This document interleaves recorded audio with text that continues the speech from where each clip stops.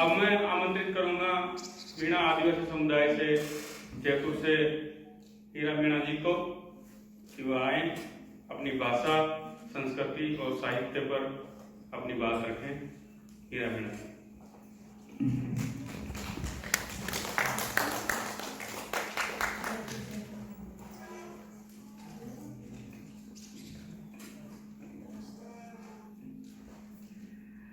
आप सभी को बहुत बहुत जोहार, आभार, अभिनंदन और तहे दिल से इस स्वर्ग की धरती पर बहुत बहुत अभिनंदन। मैं राजस्थान के मीणा समुदाय से हूँ। मीणा समुदाय जो देश भर में जाना जाता है कि पढ़ाई में सबसे आगे है, उसी समुदाय की मैं हूँ। और हमारी मातृभाषा मीणी भाषा है। मीणी भाषा की 15 बोलियां हैं। माड़ी है, जगरोटी है, राठी है, ढूंढाड़ी है, हाड़ोती है, पचवारी है, सतवारी है। ये मीणा बाहुल्य क्षेत्र में बोले जाने वाली बोलियां हैं। इन बोलियों के साथ हमारी मातृभाषा मीणी भाषा का अस्तित्व जुड़ा हुआ है। मैं थोड़ा सा बताना चाहूंगी कि मातृभाषाएं हमारे लिए क्यों महत्वपूर्ण है, खास तौर से ट्राइबल समाज के लिए, आदिवासी समाज के लिए, इंडिजिनियस समाज के लिए। हम संसार भर में रहते हैं, लगभग हमारी आबादी 50 करोड़ है और हमारी भाषाएं 7000 है। 7000 भाषाएं। ये बहुत गर्व की बात है कि हमारे पुरखों ने हमारी अपनी भाषाएं दी है, बोलियां दी है, हमारी अपनी अदब और पहचान हमें दी है।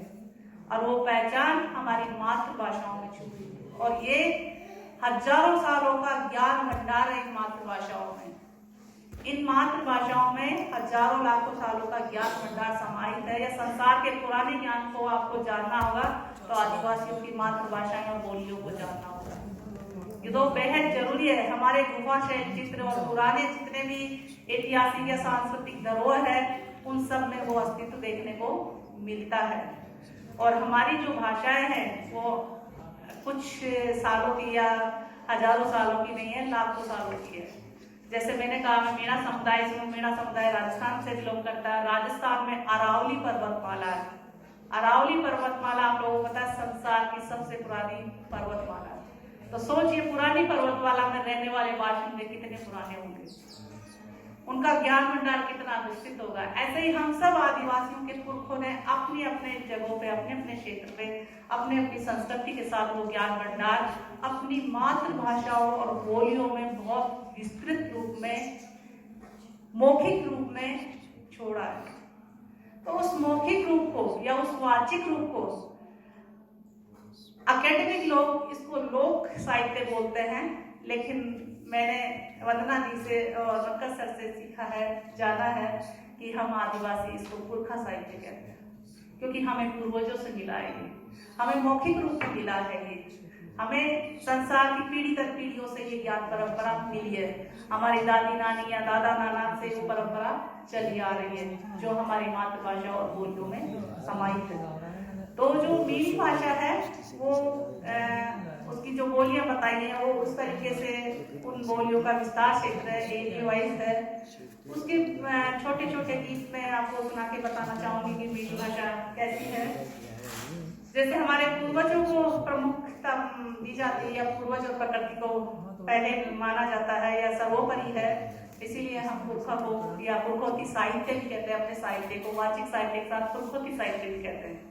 आदिवासी अपने पुरखों से जो ज्ञान परंपरा, जिस ज्ञान का वो अर्जन कर रहा है, जिसको लिखित रूप में लिख रहा है, उसको पुरखोती साहित्य का भी नाम दे रहा है, वाचिक साहित्य या पुरखोती साहित्य। इस साहित्य में आपको संसार के सबसे जीवंत और मानवीय ज्ञान परंपरा मिलेगी, क्योंकि हमारे पूर्वजों ने जो जीवन जिया है, जो संघर्ष किए हैं, प्रकृति और जीव जंतुओं के साथ जो तादाद स्थापित किया है, जो संबंध स्थापित किए हैं, वो संबंध आपको उन गीतों में, उन बोलियों में आपको देखने को मिले। चाहे नदियां हो, पहाड़ हो, जंगल हो, पेड़ हो, बकरी हो, कोई सा भी जानवर हो, कोई सी भी परिस्थितियां हो, खाई हो, दर्रे हो, रेगिस्तान हो, वो सब आपको उन गीतों में देखने को मिलेंगे। जैसे मैं छोटे छोटे गीतों के अंदर बताती हूँ। टोंकर चालूंगा जी जी तारा दूध के पाछे, तारा दूध के पाछे, अरे सास रो सा जाई रे मारी हिम्मत के पाछे,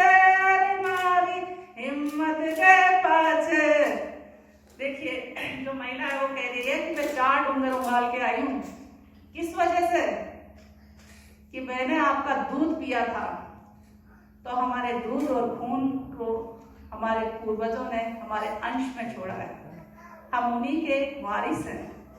इसीलिए ये जो कॉन्फ्रेंस का जो नाम है ऑल इंडिया फर्स्ट नेशन, हम इन्हीं के बच्चे हैं, इन्हीं के वारिस हैं, और हम हमारे पूर्वजों के ज्ञान को, वाचिक परंपरा को या मौखिक साहित्य को लिखित रूप में अपनी अपनी मातृभाषाओं में दर्ज करेंगे, तभी हमारी अपने समाज की, पूरे समुदाय की और पूरे आदिवासी समाज की पहचान को हम स्थापित करने में अपना एक योगदान देकर जाएंगे। एक छोटा सा गीत और है। काले बादले बायली धीरे छोड़ बरखा, धीरे छोड़ बरखा, अरे लेब आवलोरी परण्यो मारे घर का, लेब आवलोरी परण्यो मारे घर का। और जो महिला है वो बादल से कह रही है, काले बादल दिख रहे हैं, बारिश होने वाली है, तो वो कह रही है कि ज्यादा तेज मत बरसना, धीरे बरसना, क्योंकि कोई मेहमान आने वाला है, उसको लेके जाने वाला है। लेकिन प्रकृति से वो खुद डायरेक्ट बात करते हैं ऐसे ही। दौड़ा दौड़ा बेल जाने पावे छिपाड़ी, समुंदर मारो रहा फोड़ो, चूंदड़ भीजगी मारी, चूंदड़ भीजगी मारी। अब राजस्थान को डेजर्ट के रूप में जाना जाता है, लेकिन इस गीत में समंदर कहाँ से आ गया? इस समंदर को खोजना होगा तो आपको 33 सागर को खोजना होगा कि वो कैसे विलुप्त हो गया। ये पूर्वजों की जो बोली है, जो गीत है, इसमें बहुत बड़ा इतिहास भी छुपा हुआ है, जिसे हम जानेंगे, छोटे छोटे बूंदों को सहेजेंगे। ऐसे बहुत सारे अंतर हैं, ऐसे शामिल मीना समाज में गीत गायन की और नृत्य की कम से कम 25-30 शैलियां हैं, जिसमें सुड्डा है, ढांचा है, डंगल है, कन्हैया है, जिगरी है, लांगुरिया है, फागुरिया है, और शादी ब्याह के तो इतने अनगिनत गीत है कि आप हर गीत को सुनेंगे तो अलग ही अनुभव होगा। लगभग 100 या 75 के आसपास मुख्य परंपराएं, छोटी मोटी तो अलग है, 100 या 75 के आसपास मुख्य परंपराएं, उन मुख्य परंपराओं के अलग अलग गीत। और जो मेरी किताब का विमोचन हुआ, उस किताब में सिर्फ विवाह के, जो शादी ब्याह में गाए जाते हैं गीत, और हमारे महिलाएं जो दोनों समधी मिलते हैं, परिवार के दोनों महिला पुरुष जब मिलते हैं, तो उसमें गाढ़ गीत गाए जाते हैं। गाढ़ गीत मतलब एक दूसरे को संबंधित करते हुए, हंसी मजाक करते हुए, उनको रिश्तों के साथ संबंध बताते हुए और सेक्स एजुकेशन देते हुए, उन गीतों के माध्यम से प्रकृति तत्वों को लेकर, प्रकृति तत्वों में नदी, पहाड़, जंगल, कोई जानवर, चाहे वो गाय हो या भैंस हो या पाड़ा हो या बकरा हो या बकरी हो, फल सब्जियां तक का संबोधन लेकर उन गालियों में हंसी मजाक के साथ सेक्स एजुकेशन भी दी जाती है। और वो कौन देता है? जो वाचिक परंपरा से जुड़े, जिनके पास किताबी ज्ञान नहीं है, लेकिन जीवन का अकूत ज्ञान भंडार भरा हुआ है। उस ज्ञान भंडार को हंसी खुशी के माहौल में, शादी के माहौल में, ऐसा माहौल, ऐसे एक दंगल टाइप होता है, महिलाओं का डांस होता है, उसमें वो पुरुषों के साथ एक धड़क होकर पुरुषों के सामने गाती है उनको, और पुरुष आराम से देखते हैं और कोई ऑब्जेक्शन नहीं करता। ये है आदिवासी साहित्य, आदिवासी जीवन, जो हम अपने समाज से सीखते हैं। समाज ने अपने पुरखों से सीखा है, और ये पुरखों का ज्ञान एक पीढ़ी का नहीं है, कई पीढ़ियों का है, हजारों पीढ़ियों का है, और ये सदियों से ये परंपरा चली आ रही है। तो हमें इन सब चीजों को जानना होगा, सीखना होगा, और अपनी अपनी मातृभाषाओं और बोलियों में इसको दर्ज करके लिखित साहित्य के रूप में आने वाली पीढ़ियों को धरोहर के रूप में देना होगा, और अपनी समाज की पहचान के साथ आने वाली पीढ़ियों की पहचान को भी बचाना होगा। क्योंकि संसार में जो सबसे बड़ी जंग चल रही है, वो अस्मिताओं की जंग चल रही है। आज अस्मिताएं हमारी धूमिल की जा रही है, खासतौर से आदिवासी समाज की। आदिवासी समाज, और वो भी भारत का आदिवासी समाज, हमें हमारे अपने नाम से नहीं कहा जाता, किसी और नाम से कहा जाता है। यही हमारी पहचान को छुपाने का प्रयास है।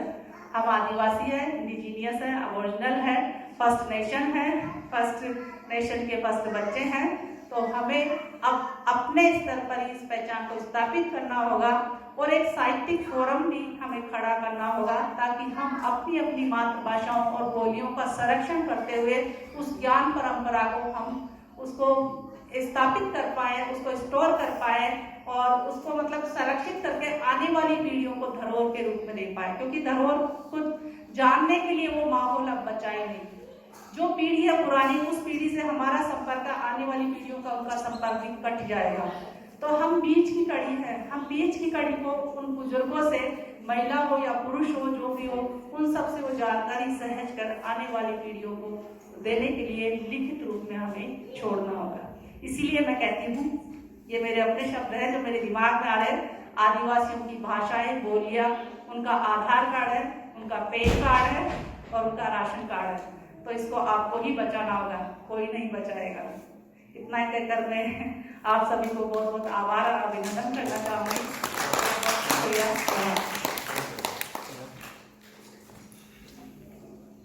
मेरी भाषा और मातृभाषाओं की बात करते हुए हीरा मीणा जी ने हमें कुछ गीत भी सुनाए। धन्यवाद हीरा जी।